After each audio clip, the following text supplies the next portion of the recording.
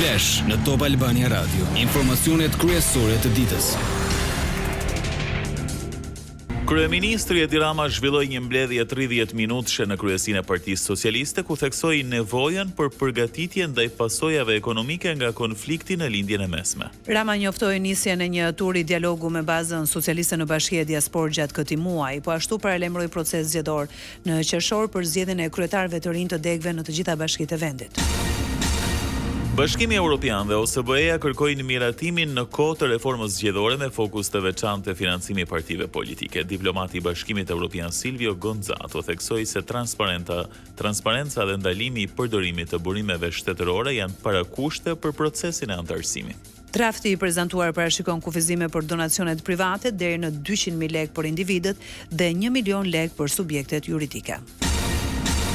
Kryetari demokrat Sali Berisha sot foli për mënyrën si opozita do të sillet gjatë diskutimit në parlament të kërkesës së SPAK-ut lidhur me arrestimin e zëvendës kryeministres Belinda Balluku. Ftesa ime për mbar qytetar shqiptar ditën që do paraqitet kërkesa në parlament që të gjithë para parlamentit për të mbrojtur kushtetutën, ligjin, dinjitetin kombëtar.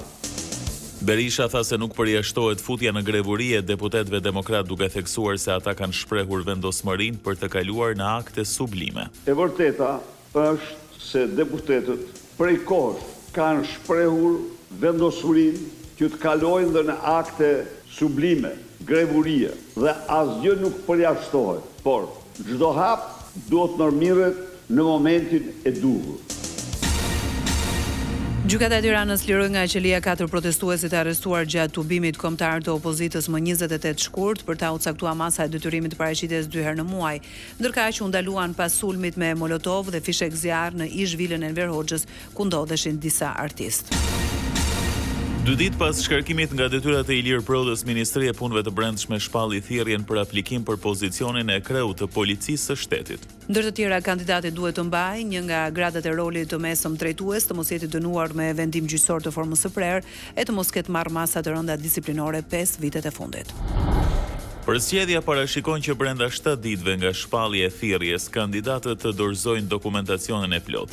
Më pas, Ministria publikon emrat e aplikantëve, ndërsa Komisioni i Posaçëm kryen vlerësimin paraprak brenda 10 ditëve punë. Ata që kualifikohen ftohen në seancë dëgjimore, pas së cilës komisioni i paraqet ministrit renditjen përfundimtare dhe vlerësimet. Afati i fundit për dorëzimin e aplikimeve është 11 marsi. Lajmet në internet në adresën www.topalbaniaradio.com.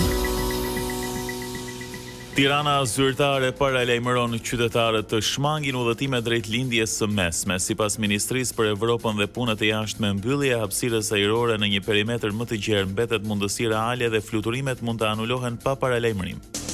Ministria jonë për Evropën dhe Punët e Jashtme përditësoi njoftimin mbi situatën në lindjen e mesme, duke theksuar se për shkak të përshkallëzimit ushtarak në rajon, gjendja e sigurisë mbetet e paqëndrueshme dhe e paparashikueshme. Autoritetet shqiptare këshillojnë shtetasit të shmangin çdo udhëtim drejt vendeve të rajonit deri në një njoftim të dytë. Ndërkohë, qytetarët që ndodhen aktualisht atje duhet të tregojnë vigjilencë maksimale dhe të shqyrtojnë mundësinë e largimit përmes linjave ajrore për aq kohë sa ato vijojnë të jenë funksionale. Ministria ju bën thirrje qytetarëve të ndjekin vetëm burime zyrtare dhe mediatike të besueshme, të respektojnë udhëzimet e autoriteteve lokale, të mbajnë dokumentet e udhëtimit dhe mjetet e komunikimit të gatshme, si dhe të kontaktojnë përfaqësitë diplomatike dhe konsullore shqiptare në rast nevoje. Po ashtu, Tirana zyrtare paralajmëron se në rast të përkeqësimit të mëtejshëm të situatës në lindjen e mesme, mbyllja e hapësirës ajrore në një perimetër më të gjerë mbetet mundësi reale, ndërsa fluturimet mund të anulohen pa paralajmërim.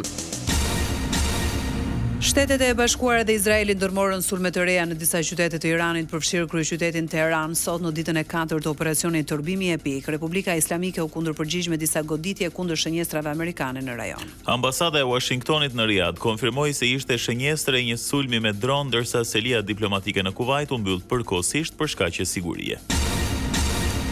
Mbrojtja ajrore, forcat ajrore, marina dhe udhëheqja janë shkatruar, kështu shkroi sot në rrjetin Truth Social presidenti Donald Trump, referuar situatës në Republikën Islamike.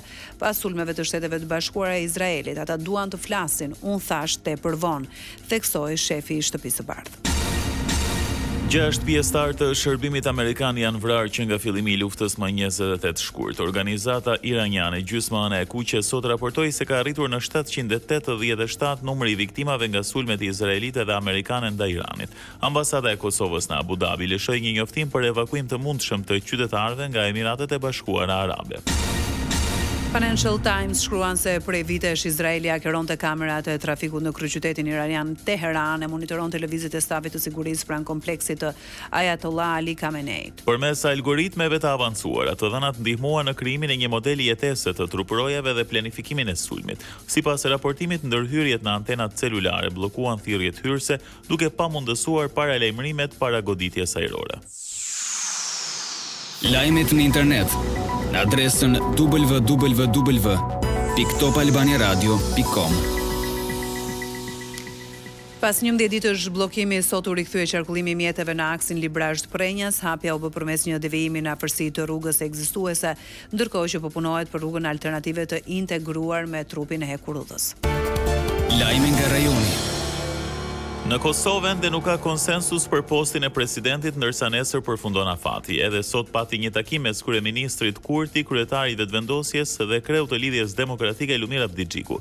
Kurti foli për atmosferë konstruktive, por nuk ka zhvillim të ri. Ndërkaq sot mblidhet grupi parlamentar i LDK-s dhe Abdixhikut. Për LDK-n zgjedhjet janë të shmangshme, por ende s'ka marrëveshje për postin e presidentit. Sot pas mbledhjes së grupit parlamentar, deputeti Besjan Mustafa bëri të ditur se nuk kanë një vendim për ndonjë kandidat për postin e kreut të shtetit, pasi nuk është arritur marrëveshje politike apo konsensus me partitë e tjera. Parashikimi i motit. Sot vendi ndikohet nga kushte atmosferike të qëndrueshme, moti vijon i kthjellët në një pjesë të madhe të territorit, si dhe me alternime vranësirash të pakta deri mesatare, kryesisht në relievet malore. Temperaturat variojnë nga 1 në 20 gradë Celsius.